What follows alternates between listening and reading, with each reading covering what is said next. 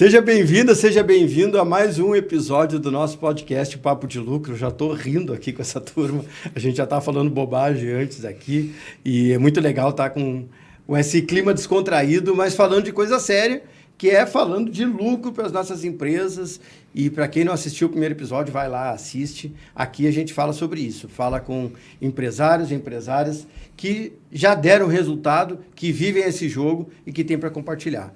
Eu estou aqui hoje comigo, novamente, assim como no primeiro episódio, com o Eduardo, que tem a Fluxo 3, que é uma empresa de consultoria em processo, e com o nosso querido cientista de venda, o Luciano, que é dono da Itiban. Quase que esqueço o nome da tua empresa, cara. Olha que absurdo isso aí.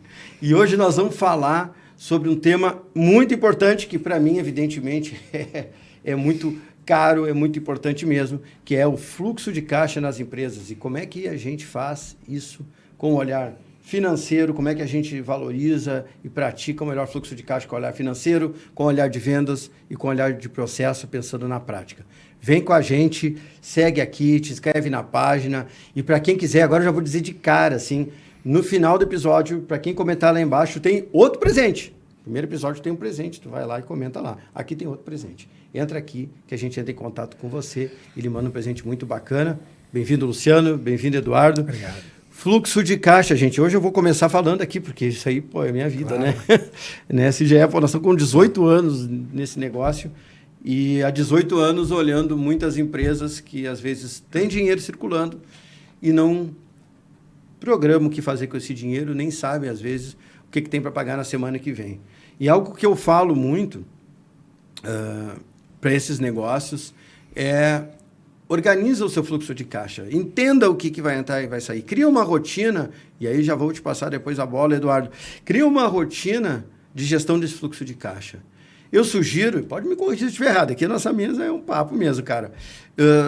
Semanalmente, todo final da semana, sexta-feira, revisa o gestor financeiro, revisa, ou o dono da empresa, dependendo do porte, o que vai acontecer na próxima semana e, se possível, 15, 30 dias. O que vai entrar, quanto é que tem em conta e o que vai sair. Assim a gente acaba com aquele susto.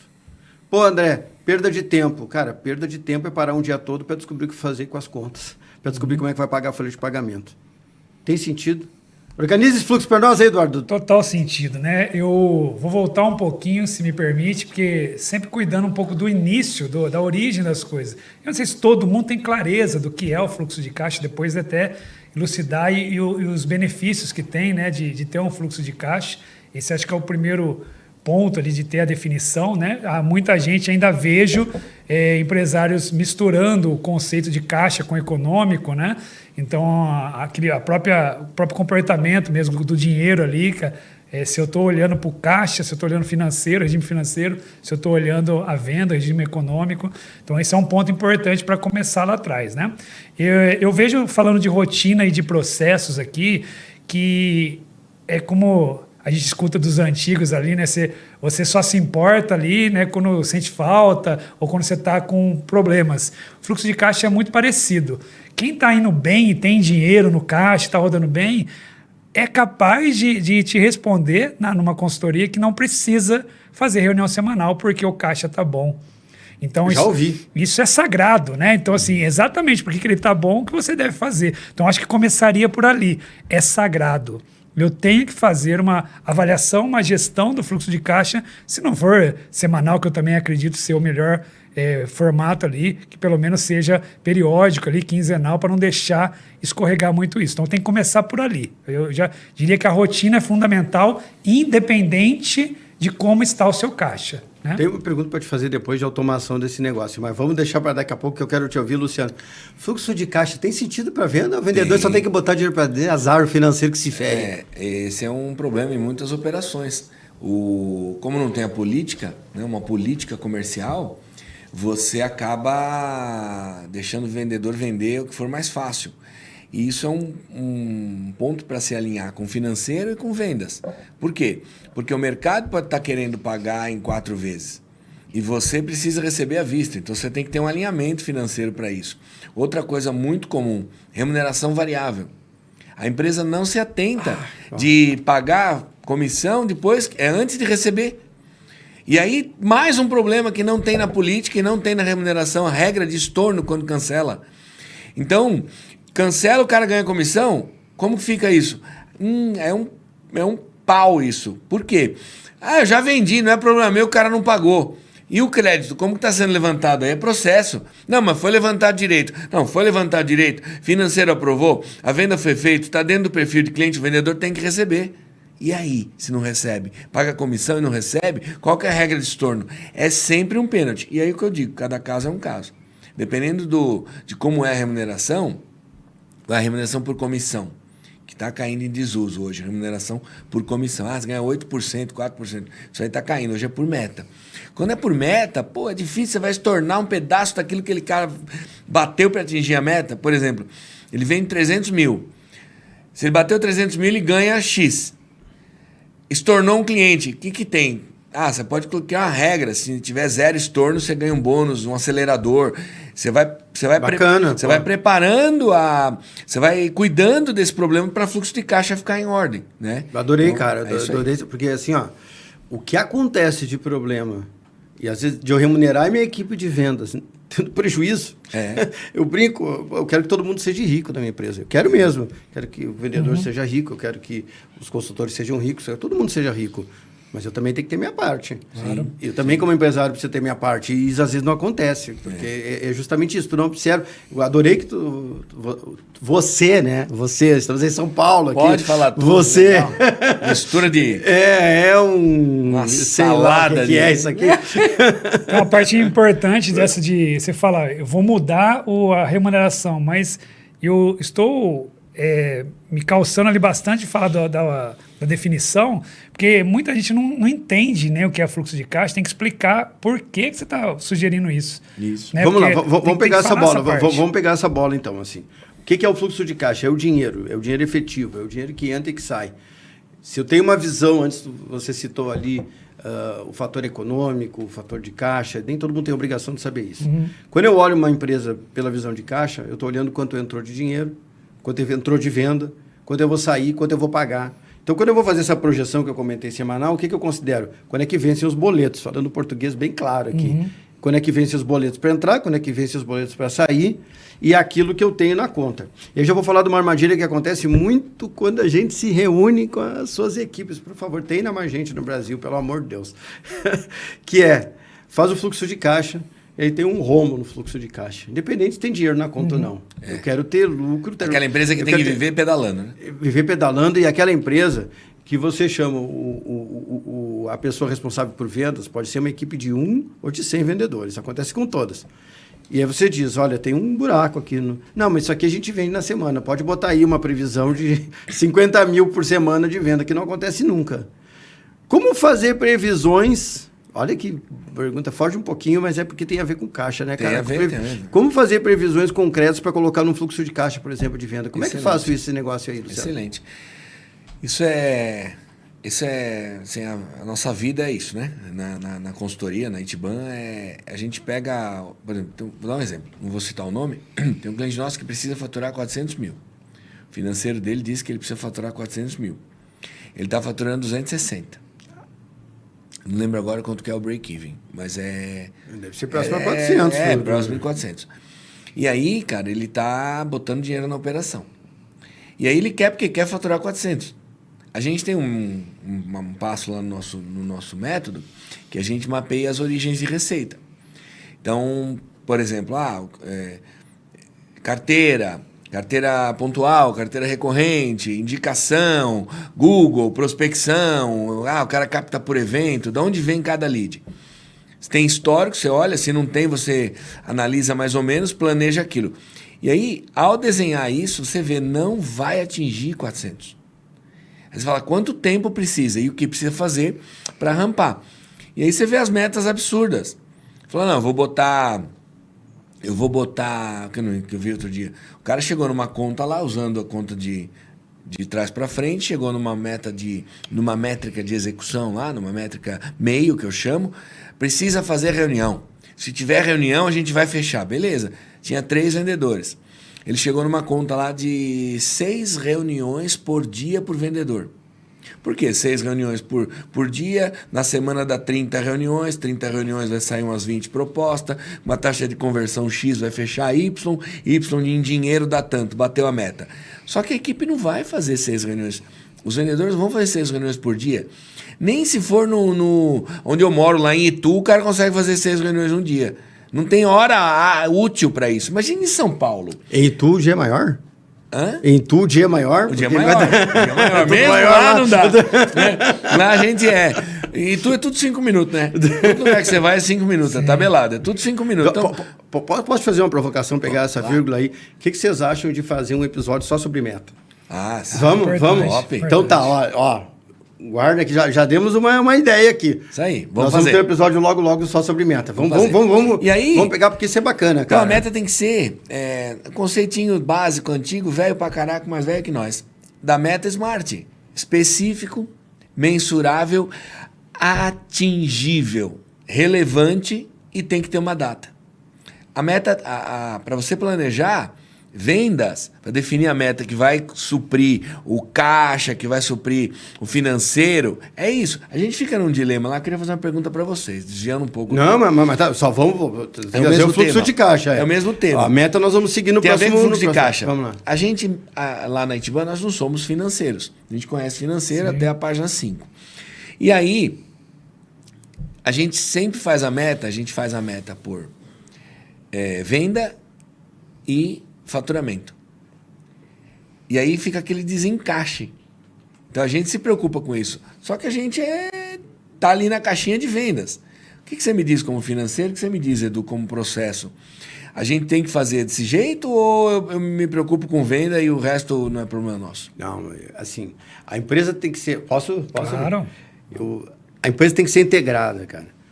E no episódio anterior ali, tu comentou a respeito da gente entender o lucro não como sobra, e sim como parte de um processo. E, na verdade, o lucro deveria começar o processo, né? Isso. Vamos lá, que a gente deveria pensar assim, eu preciso lucrar tanto, para isso eu preciso faturar tanto, e aí no bolo eu tenho isso aqui para gastar. E o que eu tenho que fazer? É isso aí, né? Deveria ser assim, ao contrário, né? Esse tipo de raciocínio vale na hora de entender como é que eu vou traçar. Não vou aprofundar muito aqui, mas como é que eu vou traçar a minha meta. Por quê, cara? Existem empresas que vendem, dependendo do tipo de negócio, com uma liquidez rápida. Eu vendo aí no máximo 30 dias. Atendi cliente querido lá do Sul, uma rede de salões de beleza, faturamento legal, um pouco mais de 1 milhão ao mês. E, cara, a venda deles era 30 dias, o cartão de crédito passa à vista. Uma empresa dessas, eu não preciso me preocupar tanto em estabelecer uma meta de liquidez, porque é sempre naquele jogo ali. Tem outros negócios que não. Tem estou me lembrando de uma cliente muito querida que tem uma loja de roupa. Faturamento 350, 400 mil por mês, dependendo da época do ano. A gente eu ajudo eles a criar metas e premiações de acordo com a forma de pagamento. Então, eu estou falando B2C, né? Venda para pessoa física. Então, se vender tanto no Pix, tantos por cento da venda do Pix, tem um bônus. Então, sim. Só que, para isso, a gente tem que entender a realidade do cliente, respondendo a pergunta. Não dá para a gente estabelecer um parâmetro. Tem sentido, Eduardo, isso? Já... Tem sim. Eu acho que... Eu estou sempre pontuando a parte do processo aqui, porque no final das contas... Porque é para isso que você está aqui, pô! No final das contas, como que eu faço isso que a gente acha bonito funcionar dentro da empresa, Como é que né? faz, então? Como que você estrutura isso e faz funcionar? Quando o Luciano falou o negócio de política lá atrás, que assim, a gente tem que entender que a política determina o que pode e o que não pode. Né? Então, se eu determino essas regras que vocês estão falando aqui, para fazer meta, tem que olhar isso, tem que fazer aquilo, a parte do processo organiza isso para que aconteça. Né? A política é uma parte do processo, porque ela fala o que pode e o que não pode. Né? Então, a parte dura ali de você quer ter essa meta lá, você quer ter esse fluxo de caixa lá, o processo vai entrar com as regras. Então, tudo isso que você falou ali, mesmo para empresários pequenos, empresários que faturam menos, eles devem ter as suas regras de negócio, que a gente chama um pouco mais técnico aqui, né? Só para não parecer que o processo só desenha o fluxo ali para ficar. O processo faz acontecer aquela ideia que a gente tem no dia a dia, né? Posso te fazer uma pergunta Claro. boa nas costas, já para daqui a pouco a gente encerrar o episódio, porque me interessou. Tem como a gente pensar num exemplo de processo agora, assim, pá? Pô, se eu sou agora todo sentado na mesa do empresário que está assistindo e preciso pensar num processo de fluxo de caixa, o que eu faço? Já vamos para a nossa entrega. Em cada episódio a gente fala uma entrega concreta que você vai fazendo. Vamos começar por ti, mas esse eu vou te provocar. O que faz aí? Vamos lá. Tem que separar por papéis, né, por responsáveis, esse nível de rotina. Então, o analista financeiro que está trabalhando ali, a gente deve pontuar como se fosse uma matriz mesmo, falar rotinas diárias, semanais, mensais, por exemplo. Então, diária, eu tenho que fazer conciliação bancária diariamente. Então, você me perguntou um pouco de automação. Hoje em dia, muitas ferramentas já fazem integração e ganha-se muita produtividade com isso. Eu não tenho que fazer manualmente uma conciliação. Então, isso é uma rotina diária. Então, eu não posso permitir que eu não faça uma rotina diária. A rotina semanal seria a reunião de caixa mesmo, muito rápida, com pauta, já com o passo a passo da reunião. Reuniões, hoje em dia, você pode fazer em 15 minutos. Você já sabe como que fechou o caixa, como que vai fechar a semana que vem, precisa de dinheiro, não precisa, né? E mensalmente a tomada de decisão que eu posso ter e tudo isso depois retroalimentando esse comportamento, um novo orçamento. Então você vê, eu consigo ter rotinas, aqui eu citei diária, semanal e mensal, mas eu também tenho rotinas da liderança, eu também tenho rotinas das outras áreas que impactam no financeiro, né? De lançamentos corretos. Eu também tenho regras para não descumprir o processo, como, por exemplo, as famosas retiradas dos nossos queridos empresários. Né? Não acontece isso, não. Então, a gente precisa, mais do que... Primeiro é ter a regra, mas depois ter o cumprimento da regra. Tipo, como que eu vejo, qual é o indicador que me mostra que o André, como empresário, está burlando a regra. Então, tudo isso seria uma dica prática para organizar já no dia a dia. Adorei, cara. Porra, muito legal. Sim. Luciano, uma dica prática pensando em fluxo de caixa em vendas, para fazer hoje. Cria hoje, empresário, gestor, cria hoje um painelzinho, um Excel. Se ele não tem sistema, não tem ERP, faz no Excel. Se ele não tem nada, ele faz na mão. Põe uma linha embaixo da outra, uma coluna vendido, outra coluna faturado. E olha todo dia quanto vendeu, quanto faturou, quanto vendeu, quanto faturou. Você vê o desencaixe que vai te dar. Eu tive um cliente que estava assim. Não, tá ruim, vendeu. A meta era 9 milhões mês. Bateu 9 milhões. Bateu 9 milhões. Bateu 9 milhões. Aí, mas tá ruim. O que acontecia? O vendedor entuchava o pedido, aí tinha um outro fenômeno. Final do mês dava um pico. A gente distribuiu a meta ao longo do mês também, melhorou. Continuou batendo. Vendeu. Não faturava. Começamos a olhar isso, né? Recomendamos isso, segundo mês do projeto, recomendamos isso, a gente começou a perceber, vendia, aí não montava carga, não juntava a carga para entregar, não tinha rota para ir, e ficava para 2, 3 meses aquela venda que foi feita em janeiro, e aí recebia 60 depois, 30 depois, 45 depois, complicava todo o fluxo, complicava a produção, complicava tudo. Aí a gente implantou uma rotina semanal de alinhamento, uma reunião de meia hora entre logística, produção e vendas e administrativo de vendas e financeiro. Posso dar uma pimenta, né? Você deu para falar da minha dica? Gostei. Eu tenho a minha coluna vendido, vai lá o vendedor vendeu. Tenho a coluna faturado, o cara da expedição emitiu a nota, é isso? Isso. Vou botar mais uma, então, e fica a minha dica, recebido. Olha só que maravilha. Aí é do fluxo de caixa, né? Perfeito. Para integrar, né? Dicão, que é a soma dos três aqui. A gente implantar esse mapa de rotinas, fazer... eu adorei essa ideia, cara, do vendido e faturado, maravilhoso, e botamos mais uma coluna aí. A gente criou até um painelzinho. De recebido, cara, muito bom. A gente criou até um reloginho lá que mostrava a diferença do faturado para o recebido. Não que o que faturou era o que vendeu. Não é.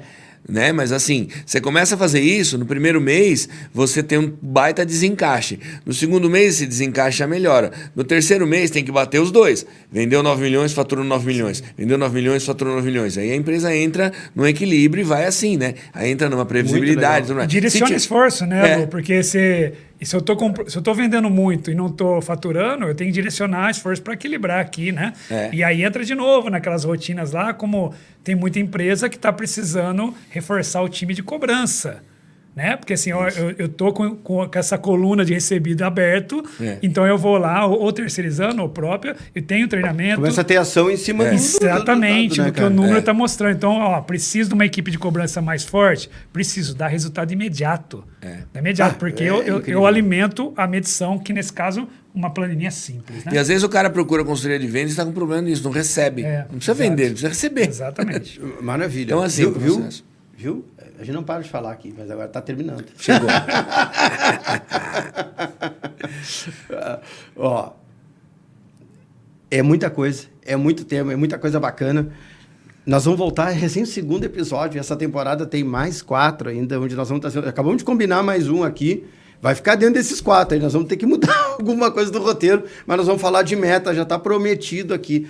É muito bacana, porque a gente é apaixonado, porque a gente faz há muitos anos. Nós temos aqui uns bons anos na mesa, hein? Nós temos aqui mais de 50 anos na mesa aqui de experiência de atuação dentro das nossas empresas. Então, aplicando na prática, dentro dos nossos negócios que a gente está falando e ajudando empresárias e empresários na vida real também.